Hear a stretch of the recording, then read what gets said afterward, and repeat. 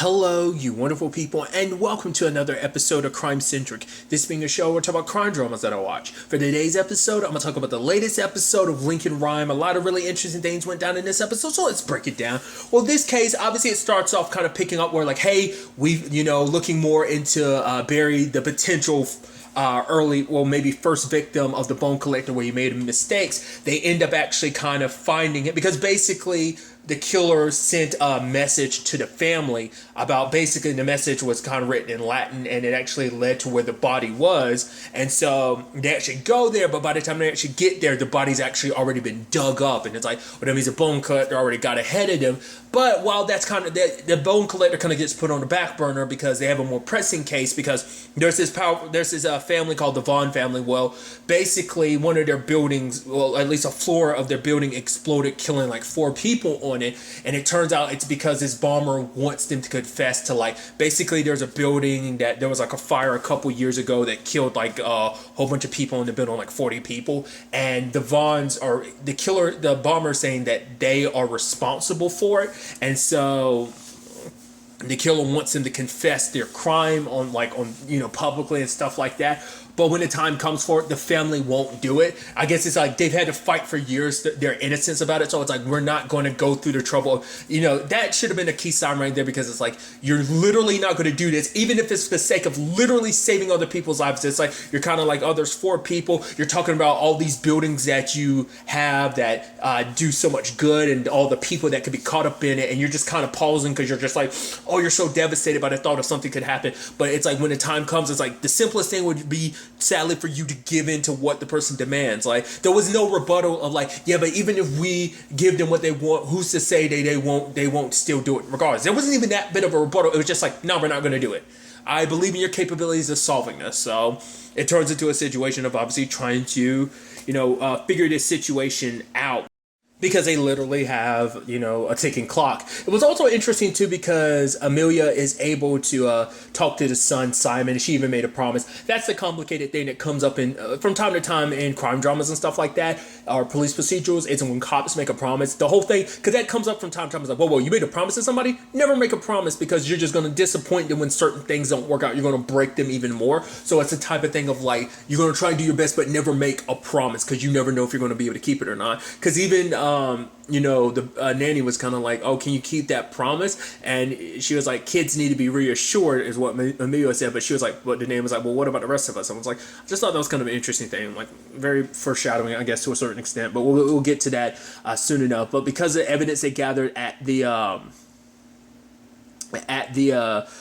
blast site, at the crime scene, basically Kate ended up finding out like a certain bacteria. I even love that little tidbit that like Eric adds on of like, oh, bacteria like from a bathroom or something, and then we'll just look at it and he's like, you know what, I'm gonna let you explain this unique bacteria obviously found. But obviously it's also dealing with like stuff from like spray cans, so it was kind of like from graffiti, which led to a certain like underground tunnel, which Lincoln apparently had already mapped out, which Amelia was like, why? He was like, well, you never know when it was going to come in handy. And he was like, duck. And just as she was about to hit this like low hanging pipe, and she's like, show off. So I thought that was kind of interesting. Amelia goes inside of the room, trying not to contaminate evidence. She goes alone, but as she does, the room locks and she gets trapped inside with a bomb. And obviously she's kind of panicking and she's saying something, and Lincoln's like, what are you saying? And then Claire's like, she's saying her mantra, just kind of like to deal with her PTSD. So we've never actually dived too deeply into that whole situation. Like, obviously Amelia's kind of brought it up, but we've never actually talked too much about her process of dealing with that. I mean, I guess that's a commonality between, that was the whole thing about like broken people kind of help other broken people more, because Claire's got her issues, so does Lincoln, and so does Amelia. So I think it's supposed to be kind of like, that's why this whole team ends up working. But like, we've never really dived too deeply into like how she processes the whole thing. We've never really into like how much it affects her sister Rachel. Like, that stuff, angles to this whole thing, I thought was kind of interesting. That's never really been delved into. But obviously, Lincoln doesn't know, like, he's disarmed a bomb before, but that was connected to, like, the bone collector. He only knew how to do it because of clues, so he doesn't actually know how to do it. So he kind of built, essentially, a bomb of his own, but Amelia build a bomb of her own. It was more so like a charge, and so she uses it to, thermite charge to basically get the door open. But before the bomb could go off, she rams back in, grabs the evidence, and then they're able to escape. And I love that as they're coming in, everybody's like, yeah, Amelia. And she's like, yeah, kind of. But Salito kind of chews her out because he was like, what you did there was actually kind of. My immediate reaction was like, you noticed that she went back in there herself? Not at one point did Lincoln go, Amelia, get back in there, grab the evidence. Like, he didn't. She did that on her own just because she, probably just assumed, well, that's what Lincoln would want. I think that speaks volume. The fact is that he didn't say go back and grab the evidence. He was just like, get out of there, And obviously he was scared like something had happened to her. He was like, Amelia, tell me you're okay. I was like, okay, good. She's like, yeah, we're out of there, and we got your evidence and stuff like that. There was no, at least in the conversation in the show, they never showed him being like, good job getting. Good job. I didn't have to tell you to get the evidence. Good thing you did. Maybe the argument could be made like he's still kind of like, that's expected of you to anyway. But getting back to it, Salito didn't like what she did because it's like, you're trying to be a hero or something. She's like, no, like, we're all in this together. The fact is, it's not like me, I'm trying to be the hero or anything like that. Like, it's like, we're in this to get the evidence to Lincoln, and that helps us kind of solve these crimes. But for Salito, it's like he's already dealt with losing a partner, obviously the whole complicated situation. What happened to Lincoln is because it's like I had a partner who kind of went off and kind of just, was very reckless. He's like, I don't want that kind of happen to you too. Think before you do something like that. Because once again, it's like, it's almost a thing of like, you could have died, but also think about it like, were you not thinking about your sister? Like, that conversation didn't come up because that probably would have, been a thing. But it's like, the fact is, I mean, to be fair, that's kind of why she got brought on the team in the first place, is her gumption. Like, the fact that she got in front of a train to stop it from running over some evidence. So it kind of fits, but at the same time, it's like, we're kind of in this together, so don't go off half-cocked and kind of doing something crazy and reckless like that. It's like, it's in a sense, it's interesting because it seems like we're almost getting a little bit of, like, Amelia's becoming more like Lincoln, and Lincoln's becoming a little bit more like Amelia. Because let's notice, I was thinking about this, I forgot to bring it up last episode, Lincoln has actually been a lot calmer and more... Like, he's snarky, but he's not, like, kind of asshole-ish like he's been in the past episodes. He seems like he's calmed down. He seems like he's making more of an effort to make this actually a more, like, team effort, where it's just kind of like a less hostile work environment type of situation. So I think that's kind of fascinating. And, like, that's why I kind of feel like he's becoming a little bit more like Amelia, kind of, like, letting a little bit of his narcissism go. But looking into the bomb parts, it ends up, kind of like they end up connecting the dots to people who are, connected to the families that, like, the extended family of, like, the people that died, the 40 that died in that thing that the Vaughns are connected to. Because we end up finding out, because obviously they tried to, like, buy more time. And the husband of the Vaughns, he was like, no, we're not going to do that. We're a united front. But then the wife was like, no, the real reason why you don't want to go on television to admit it is because we did do it. We were responsible. We made mistakes that led to all of that, because they paid off certain people to kind of let out. It's one of those things of kind of like, shortcuts and stuff like that, and paying off people to kind of ignore the shortcuts that were kind of being taken in those buildings. And that led to the fire that ended up killing so many people. It's like, we were responsible. That's why you don't want to go on the television, because it would be admitting for what we really did, even admitting the fact is that we fought tooth and nail and covered it up, so it's like, if it means protecting people, we're going to send our son away, and then we're going to admit the truth, and that's going to come back on us, so it's like, but at the same time, they end up finding out the victim is connected to this. The dude, what's his name, Messi, it's his last name, but essentially, he lost his son and wife to a fire. Not one connected to the Bonds, but it's actually what gave him the job position where he was kind of like a safety inspector. I think it was kind of what his job was. Wasn't that something like that? Kind of along those same lines, but that's what inspired him to get the job. He warned the Vaughns about the building, but they kind of ignored him. He tried to, like, go around him legally, but they paid off the right people to kind of get him shut out. Like, like, oh, no, you don't have any evidence and stuff like that. And the fire happened anyway. He tried to prevent it, and so that's why he's getting mixed up in it. That's why this all started. But then we had to go back to the original mystery, which was a locked room mystery, which is something I meant to bring up earlier, because that's what this all started with. It was interesting because Lincoln actually brought up the fact is that this was a locked mystery because...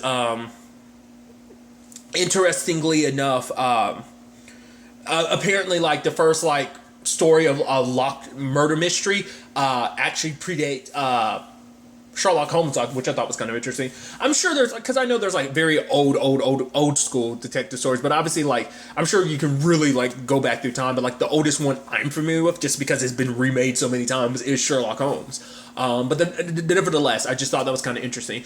When I think locker room murders, which is interesting, I think Detective Conan, which obviously Detective Conan takes heavy influence from Sherlock Holmes. That's actually where Conan gets his name from, because of Sir Arthur Doyle Conan.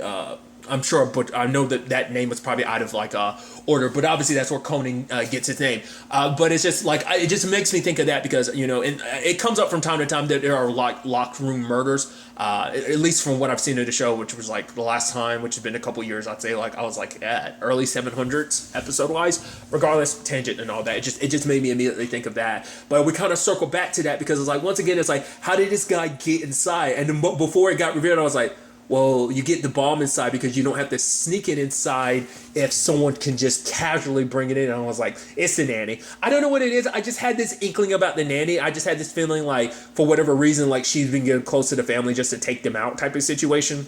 It kind of turns out to be the case a little bit, because it turns out like her son, her 12-year-old son, died in an explosion. In a fire in another property owned by the Vaughns. So this was kind of a collaborative effort. He found her just because it's like about taking down the Vaughns, you know, which is it's so sad at the end of the day that, you know, she killed innocent people just to make a... It's sad because it's like, to get, like, for him, he had no skin in the game, the original dude, Messi. It's just like, you know, retribution. It's almost like his family died because of that, and he warned, and so many people. It's almost, I guess it was almost like for him, it's like, I'm getting revenge for those people who couldn't, for those families that were paid off and stuff like that. For the nanny, it was a situation of like, obviously for her, it's like, my son died because of them. He pointed me in the right direction and stuff like that. When the time came, like, obviously she's got a bomb and she's threatening to kill herself and, you know, Simon, the Vaughn's son.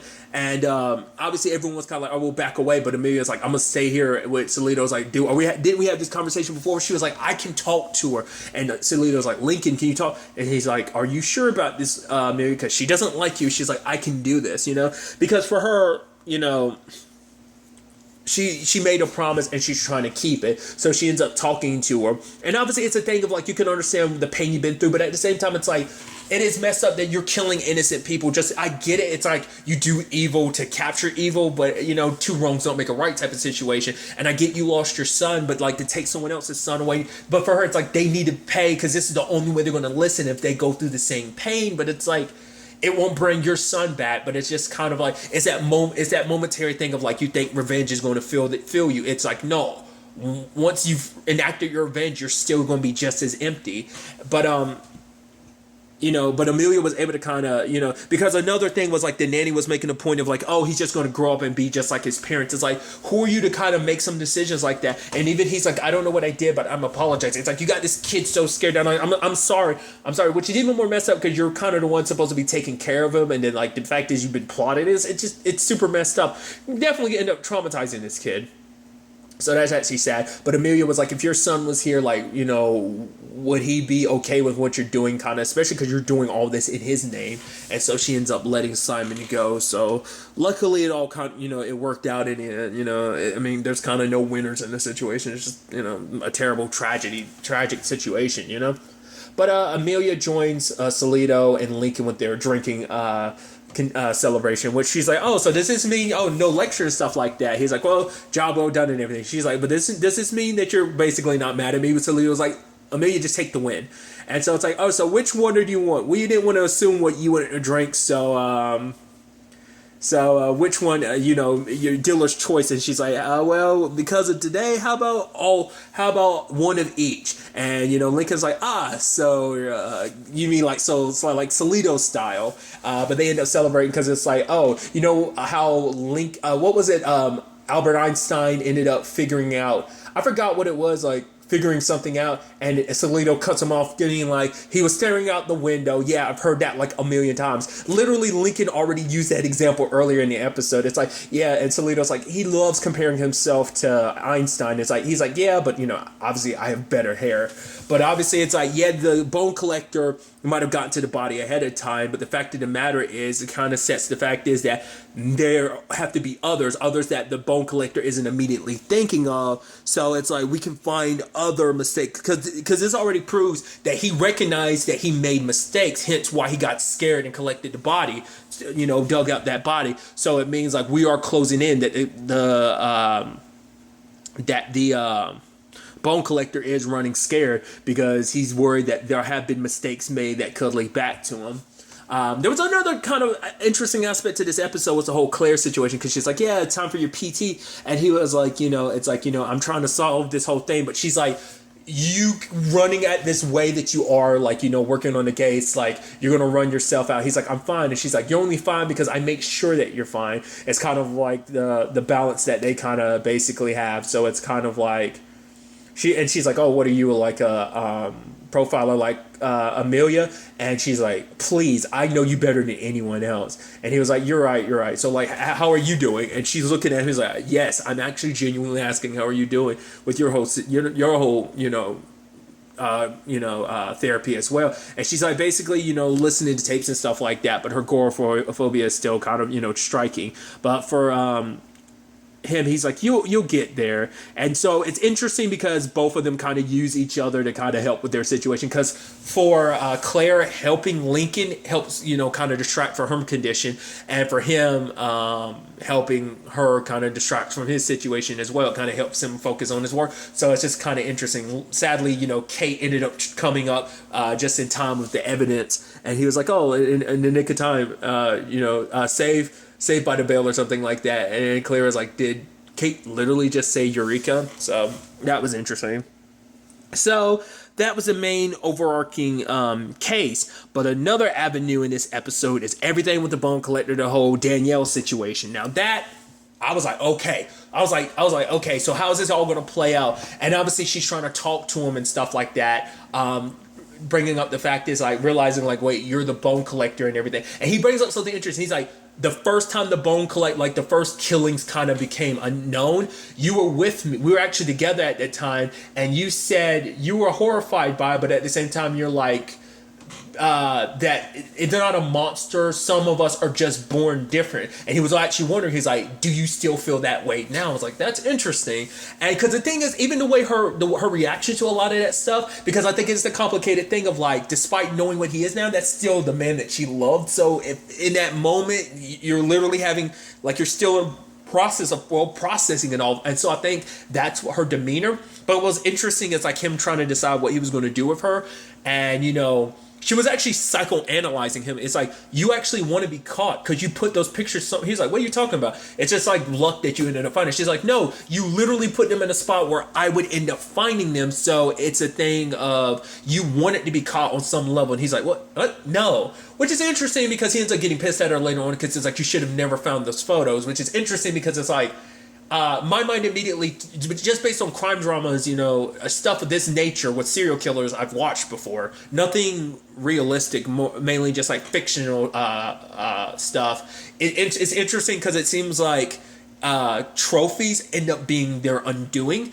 It's like Al Capone, like, it's something as simple as tax evasion was his undoing. So it's kind of a similar thing, because you take an example, like we see it with the bone collector in this instance. You see it with Joe. It was his undoing in season 1. Spoiler. It's been Dexter's undoing because they kept their trophies literally in their homes. I'm like, that doesn't seem the smartest thing, but it's like, okay, it makes you think that maybe there was some truth to it. I mean, to be fair, it could have just been obviously Danielle trying to talk from the perspective of, like, trying to get him to change his mind. It's like, because she was like, you're going to kill me. And even I was wondering, I was like, is he actually going to kill her? I don't know if he is or not. Because it seemed at one point he was almost trying to appease her to try and get her to understand him a little bit. What I thought was interesting is because for her, it's like she was even trying to talk him out of it in the sense of like, you are a good person, because she's like, this is who you are. Even with she likes to, I like to believe there's a good person inside you, because for him, he brings up like the first time they actually met, there was some D-bag, and like it's like, oh, you wanted to punch him in the face, but you showed restraint. She's like, even I wanted to punch him in the face, but the fact of the matter is we talked and everything, we had so much fun. But for him, he's like, you know what I was thinking about? Which one of his bones I could hurt to make him hurt the most or whatever. But Danielle was like, the fact of the matter is there's good in you, I see it. And she's trying to speak to that good nature, and even going as far as being like, if you kill me, you won't be able to live with it. The fact of the matter, even suggesting like, it would, like, once again, is she saying this because she cares about it, or is it just, self-preservation? It could be mainly self-preservation, but it could be a little truth. Like I said, it's just like her demeanor and everything, which is kind of interesting in the scene, where I'm just like, we'll get to there, and we'll get to it in a second. But the fact of the matter is that she was like, I'd hate to see who you are if you do this, because you basically killing her will be killing the last bit of good in him. Like a great example of this, kind of spoilers. I don't know why I made that sound. I just made cheese.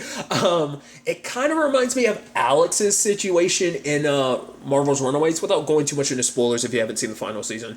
Alex's story kind of flows down that similar vein. There's other situations who kind of... Hunters kind of goes down that lane to a certain extent. The Amazon Prime show, if you haven't seen it, I highly recommend it if you haven't seen it. I really enjoy it, but I don't know how much people feel about it. Regardless, it kind of seems similar to that, like kind of killing the good inside of you type of situation. And so it's like, what would he be like untethered? He's already kind of on edge because of everything. Because he even admits that she always kind of calmed him, And because even Danielle was kind of like, oh yeah, I can already tell that you're on edge, you're close to being caught. Because she was even suggesting, it's like, you can run. You don't even have to kill me. The fact of the matter is, you're going to get exposed either way. Because if you kill me, it's just going to lead to trouble. People are going to ask questions. He's coming up with excuses of being like, oh, I could say that you went here because they're having marital issues, blah, blah, blah, blah, blah. But the fact of the matter is, she's like, you could go to Colorado. You like Colorado. I like Colorado. We had a good time. We loved Colorado. We had a great time in Colorado. And the fact of the matter is, you could just continue, the bone collector could stay anonymous, and I can live my life, you can live yours.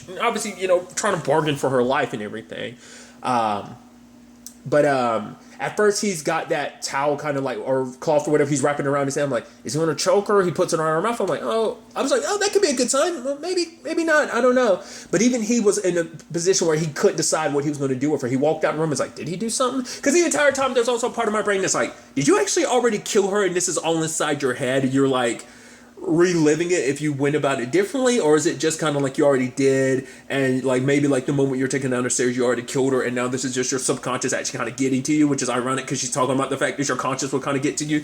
So that's what I was wondering. But nevertheless, he came back and he was like, oh no, I'm gonna set you free. I'm like, okay, and I'll get to it in a second. My mind immediately was like, oh my god, are we gonna go down the situation? Is she gonna attack him and run? Is that the type of situation? Or am I gonna be like, is he gonna try and convince her to stay and be like, yo, work with me? Because that was something I theorized last episode. I was like, could it be a situation where she actually kind of goes alone? So I was like, oh, would he actually have a... Because the fact of the matter is, like, she just, even in this particular, what we've seen, like, the sad thing is even serial killers want love because it fills some kind of hole in their heart, whatever emptiness he feels, because, for him, it's like all of this soothes him, like, doing the bone collector thing, but obviously that's the whole point of her being that, but you don't seem soothed, you seemed agitated, but it's like, that's what Danielle kind of also represented, the soothing. So I was like, that's where immediately went my mind. I was like, oh, and then he's like, okay, and I'm like, oh, he's not going to kill her, and she's like, okay, thank you.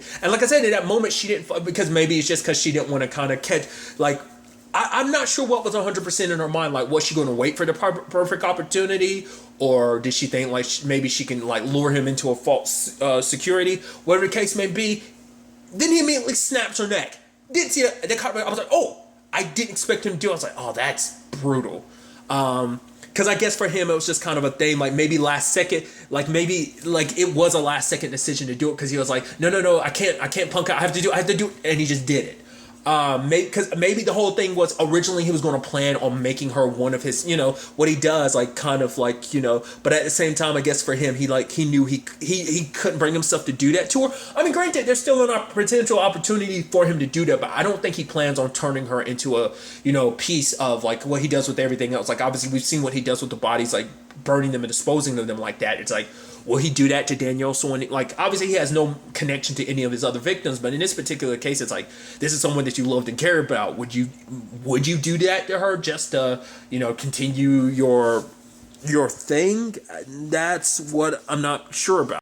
What's also interesting too is that they have reached the assumption of like because it's like once again there's that aspect of how did the bone collector know to come pick up Barry's body now? It's like it doesn't make any sense. But then it starts going like, well, then that must mean that the bone collector has a connection to someone kind of in law enforcement, meaning that like the bone collector paid off someone or something or had but then like you have Felix kind of suggesting maybe the bone collector is actually a cop. It would explain like the bone collector's knowledge and everything, which kind of fits what we know. But then like Lincoln was like, yeah, but it doesn't make any sense. He's like, I remember the name of every cop around that same. So it's like for him, he knows the list of people, and it's kind of burned in his mind, and it's like it doesn't fit. But to be fair, it's like the bone collector probably didn't go through like, because obviously we saw the bone collector and Lincoln both kind of going through that program. I guess it's kind of like training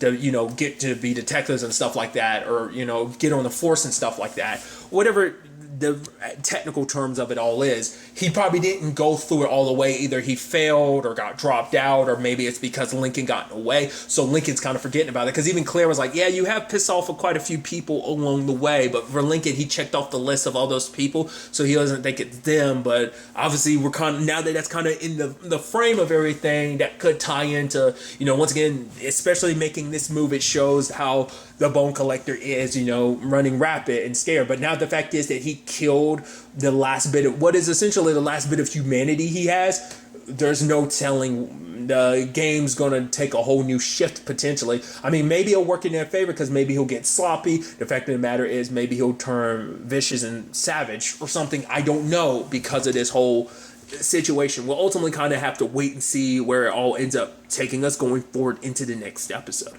But really, that's all I want to talk about. Till the next time we meet, be happy, be safe, live life to the fullest, and enjoy it. Good day and goodbye.